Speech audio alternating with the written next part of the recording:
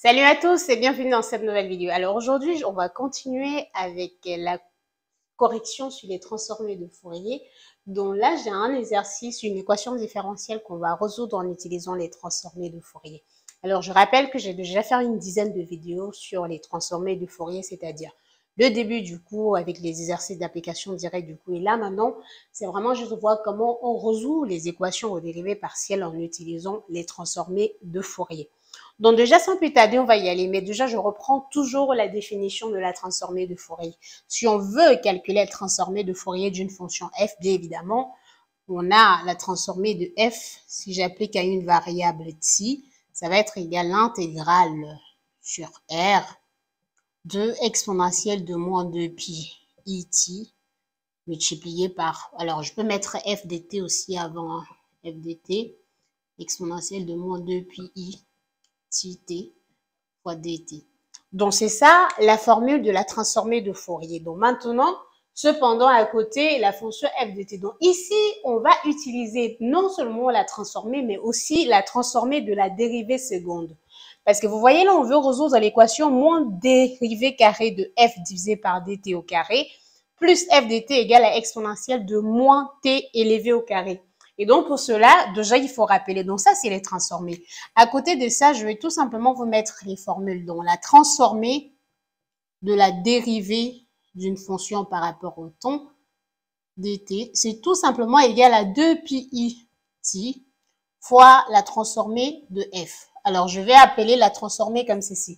Je vais encore noter cette transformée comme f de t, comme une fonction comme ça. Et donc, à côté, la transformée de la dérivée seconde de f sur t appliqué à t, c'est tout simplement égal à 2 pi i t élevé au carré fois la transformée. Et ça, c'est encore égal à moins 4 pi carré t élevé au carré fois la transformée de f. Alors, comme je dis, je vais utiliser la transformée pour résoudre mon équation. Ça veut dire, je prends mon équation différentielle, j'applique la transformée de Fourier sur l'équation. Or, il faut rappeler que la transformée de Fourier est linéaire, donc je peux appliquer surtout mon équation sans problème. Donc, j'aurai la transformée de moins dérivée. Alors, je vais mettre comme ça, mon dérivé carré de f par rapport à dt, ça, c'était appliqué en t, plus la transformée de f de t qui est là, appliqué en t, égale tout simplement à la transformée de exponentielle de moins t élevé au carré appliqué en t. Et donc, voilà ce que j'obtiens. Maintenant que j'ai appliqué, j'utilise tout simplement cette formule. Et là, j'aurai mon 4 pi carré t au carré fois la transformée de f que j'ai appelé f de t, plus ici, c'est la transformée tout court. Donc, je mets plus t de f là. Et maintenant, alors, il y avait un moins. Attention, il y avait déjà un moins. Comme c'est linéaire, il y a le moins déjà qui devait sortir plus le moins de la formule. Donc, ça me fait plus là. Ceci est tout simplement égal à la transformée de exponentielle de moins t carré appliquée en t. Maintenant, je peux résoudre mon équation. Donc, je peux factoriser par la transformée. Je factorise. Et là, j'aurai tout simplement 4 pi carré t élevé au carré plus 1 égale à la transformée de exponentielle de moins t carré appliquée en t. Et donc, en gros, ce qu'on vient de trouver, c'est le fait que je vais factoriser, je vais renvoyer ceci au dénominateur, dont la transformée de f est tout simplement égale à 1 divisé par 4 pi carré t plus 1 fois la transformée de exponentielle de moins t carré t. Mais attention, on est en train de résoudre l'équation différentielle, ça veut dire que on cherche f. Donc, on a la transformée de f. Maintenant, il faut faire la transformée inverse. Mais comment on va faire la transformée inverse de ce côté? On voit, on a déjà un produit. On ne va pas très vite se précipiter de trouver la transformée d'exponentielle de moins t carré. D'autant plus qu'on va faire la transformée inverse. Alors, à quoi je pense? C'est de trouver la fonction à laquelle, la fonction qui est la transformée inverse de ceci. Et comme ça, on aura le produit de deux transformées. Et s'il y a le produit de 2 transformé, ça veut dire qu'on pense au produit de convolution. Donc là, bien évidemment, c'est quelque chose, c'est l'expression d'une fonction qui est déjà presque connue. En effet, la transformée de exponentielle de moins valeur absolue de t, appliquée en t, est égale à quoi? La partie négative, l'intégrale de moins l'infini à 0, de exponentielle de moins 2 pi i t, là. Et là, on aura plus t, plus maintenant l'intégrale de 0 à plus l'infini de exponentielle de moins 2 pi i t moins t. Alors, je vous explique. Ici, lorsque je suis dans l'intervalle moins l'infini 0, moins t, la valeur absolue de t, c'est moins t. Et donc, si je remplace le f, étant donné que c'est exponentiel, je vous rappelle au départ, j'ai dit que la transformée, c'était l'intégrale sur r de exponentielle de moins 2 pi i t fois f de t. Donc, en remplaçant mon f de t, ça me fait produit de exponentielle fois exponentielle. Donc, je fais juste la somme.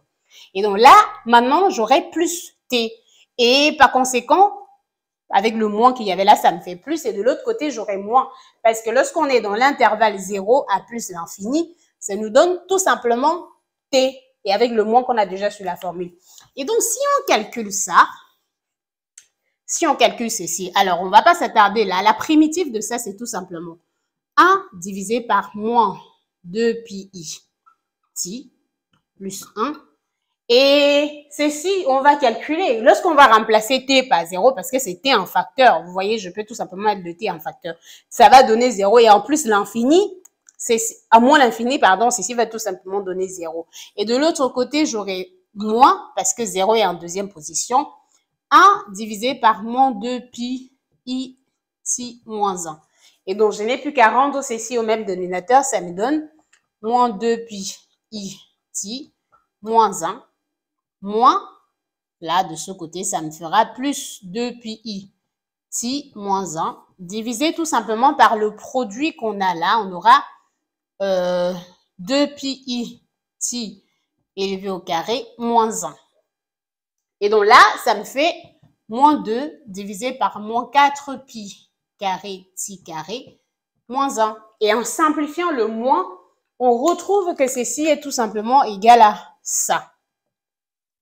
Sauf à 2 près.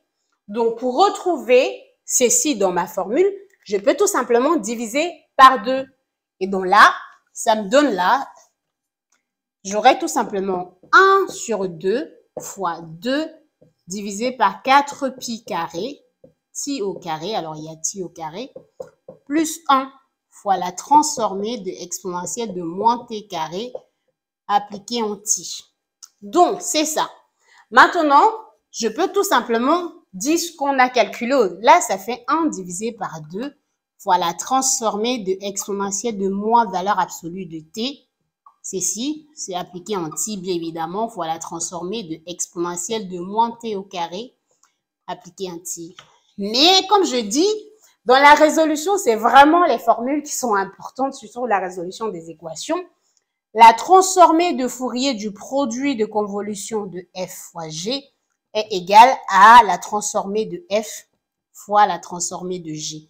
Et donc, ça convient justement que ceci est tout simplement égal à 1 sur 2 fois la transformée du produit de convolution de ça fois ceci.